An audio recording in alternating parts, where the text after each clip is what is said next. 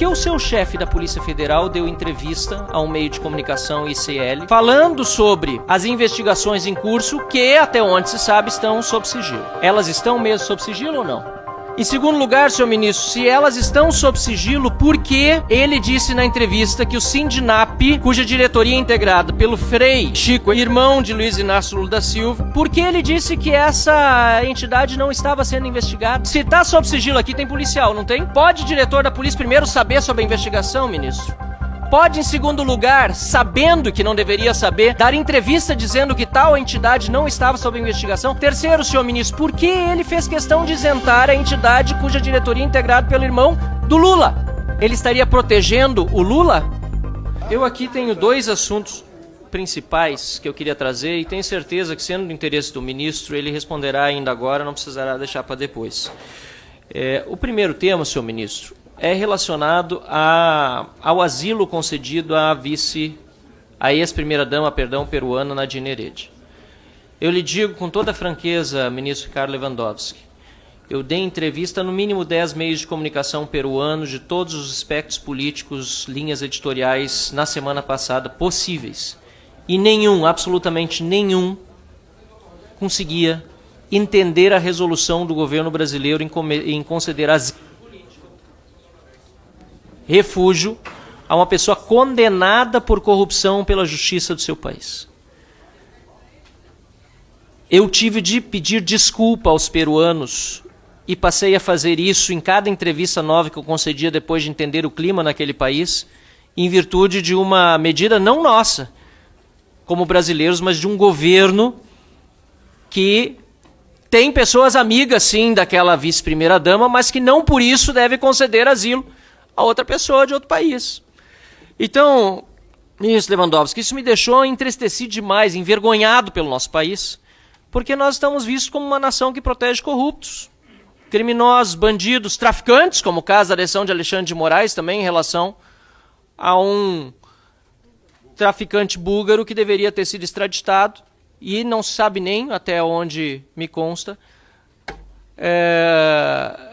qual o seu paradeiro, não se sabe qual o seu paradeiro. Pois bem, esse é o primeiro ponto, e queria lembrar também, Vossa Excelência, que quando tratamos esse ponto de crimes internacionais, nós ficamos muito preocupados porque o Brasil sempre foi visto como um país que busca a resolução dos conflitos na paz, tem uma boa diplomacia, e a forma como hoje o governo está sendo visto no mundo é muito deletéria. Pela amizade com Maduro, pela amizade com corruptos, pela forma como vem tratado. Sei que esse é outro ministério, mas o Ministério da Justiça foi quem concedeu o refúgio e queria informações de Vossa Excelência a esse respeito, como isso foi concedido. Segundo ponto, roubo dos aposentados, o dinheirinho das pessoas que durante anos contribuíram para o INSS e agora estão descobrindo um roubo consistente.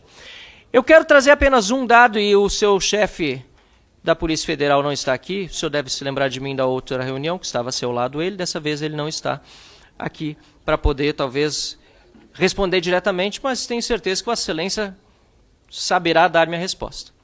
Por que o seu chefe da Polícia Federal deu entrevista a um meio de comunicação ICL, falando sobre as investigações em curso que, até onde se sabe, estão sob sigilo?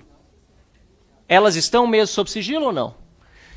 Em segundo lugar, senhor ministro, se elas estão sob sigilo, por que ele disse na entrevista que o Sindinap, cuja diretoria é integrada pelo Frei Chiquinho, Frei Chico, é isso? Irmão de Luiz Inácio Lula da Silva, por que ele disse que essa entidade não estava sendo investigada? Se está sob sigilo aqui, tem policial, não tem? Pode o diretor da polícia primeiro saber sobre a investigação, ministro? Pode, em segundo lugar, sabendo que não deveria saber, dar entrevista dizendo que tal entidade não estava sob investigação? Terceiro, senhor ministro, por que ele fez questão de isentar a entidade cuja diretoria é integrada pelo irmão do Lula? Ele estaria protegendo o Lula? Finalmente, nós temos os dados do Sindinap. O Sindinap de 2020 a 2021 saltou de 23 milhões recebidos para 48 e passou para 154. Esses dados ninguém tem. Está aqui em primeira mão, vou deixar para Vossa Excelência. Ninguém tem. Pelo menos não foi publicado até agora. Eu quero saber se esse sindicato tem todo esse histórico e o seu chefe da Polícia Federal decidiu dizer que na investigação não estava esse sindicato envolvido, ele estaria prevaricando? Ou ele não conhece esses dados? Se não conhece, eu peço imediatamente que Vossa Excelência passe para o seu chefe da Polícia Federal e ordene a inclusão na investigação do sindicato do irmão do Lula.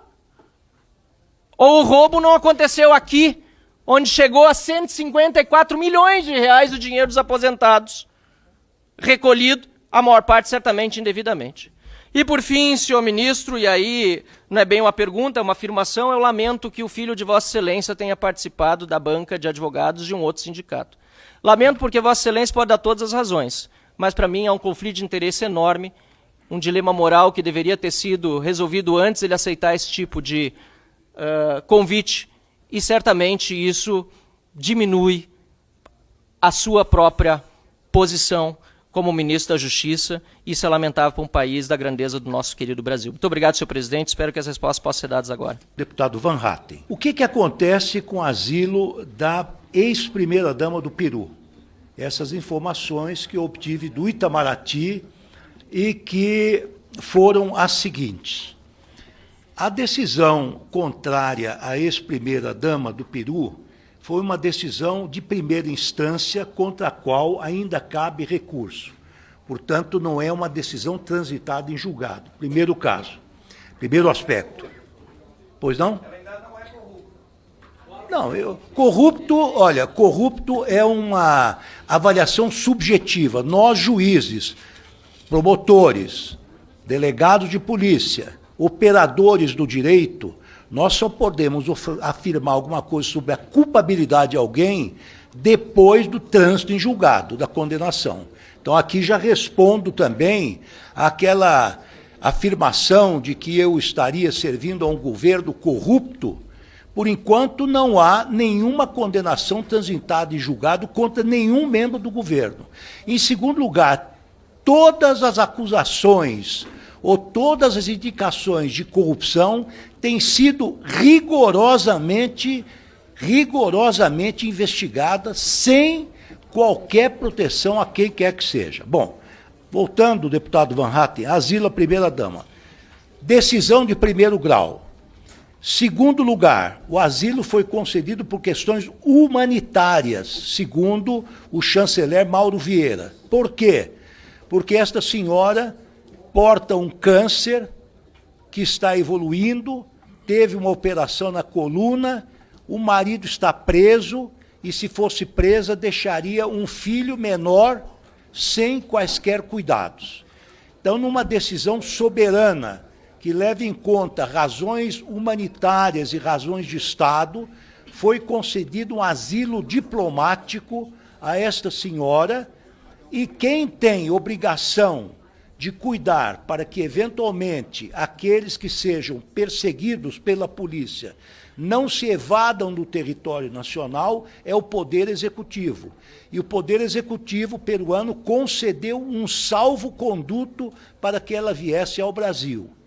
Ingressando no Brasil, ela se dirigiu ao representante da imigração, que se encontrava em Guarulhos, e ela, como mais de 20 mil pessoas no ano passado, de 24, e mais de 70 mil pessoas em 73, fez um formulário solicitando o refúgio. O refúgio é baseado no Brasil com base em tratados internacionais que nós examinamos e também com a lei de imigração que nós temos. O funcionário que está na ponta, ele não pode fazer nenhuma indagação de mérito se a polícia vai ser, se o candidato é ou não refugiado, se ele está sendo perseguido no país. É uma autodeclaração que o imigrante faz dizendo que está sendo perseguido.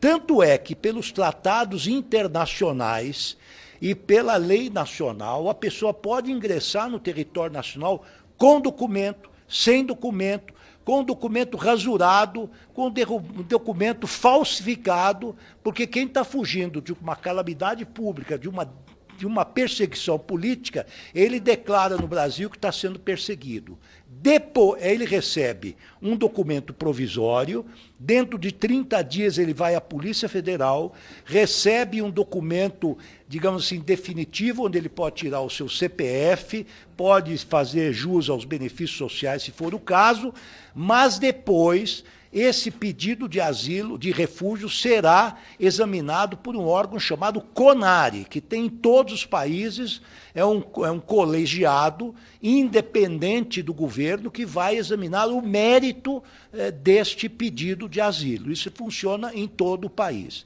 Então, eu quero dizer que, do ponto de vista formal, do ponto de vista da soberania do Estado brasileiro, decidiu-se que essa mulher, que teria problemas de natureza humanitária e de saúde, seria recebido nestas condições no país. O Clesão também tinha problema de saúde, o ministro Alexandre de Moraes não concedeu, ele morreu na prisão. Gilvan. Agora, para uma corrupta... O Poder Executivo agiu dentro de seus poderes e, se o Legislativo não concordar por alguma razão, terá certamente os instrumentos para atuar contra. Mas isto foi exatamente o que ocorreu e o ministro, o chanceler Mauro Vieira, deu várias explicações públicas com relação a isto. Então, era uma questão de caráter humanitário e ela não estava definitivamente condenada, não havia ordem de prisão contra ela, houve um salvo-conduto do governo peruano, portanto, concordando com a saída dela do país. Então, do ponto de vista formal, do ponto de vista legal, do direito internacional, todas as regras foram cumpridas. É possível que nós não concordemos. Paciência. Isso é da democracia. Cada um concorda com relação a isso. Vossa Excelência respondeu quase tudo. Pois não, o sigilo foi levantado. O sigilo foi levantado. Foi levantado. E por que aquele sindicato... E se o senhor tinha conhecimento que o sindicato do irmão do Lula não estava sendo investigado? Bom, essa é uma questão Eu interessante. sei que Vossa Excelência está se esforçando para responder tudo, por isso estou perguntando com respeito. Muito obrigado, deputado Van Hatten. Vossa Excelência sempre se caracteriza pela objetividade e pela lucidez.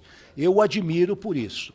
O que eu li pelos jornais, eu não tenho acesso, faço questão de não ter acesso a nenhum inquérito policial, até porque isso é dirigido pela Polícia Judiciária. Eu só sou responsável pela Polícia Administrativa. O que eu li pelos jornais é o seguinte, que há realmente um suposto comprometimento, alguns descontos ilegais por parte dessa entidade, que é uma entidade tradicional, etc. Mas que essa pessoa a qual Vossa Excelência está se referindo não participou da direção, foi eleito integrante da direção dessa entidade, mas não tomou posse. Portanto, ele, segundo os jornais, não teria participado de nenhuma ação que pudesse ter lesado os aposentados. Esta é a informação que eu tenho extra autos e faço questão absoluta, digo para os senhores, de não ingressar nos autos que são sigilosos. Muito obrigado.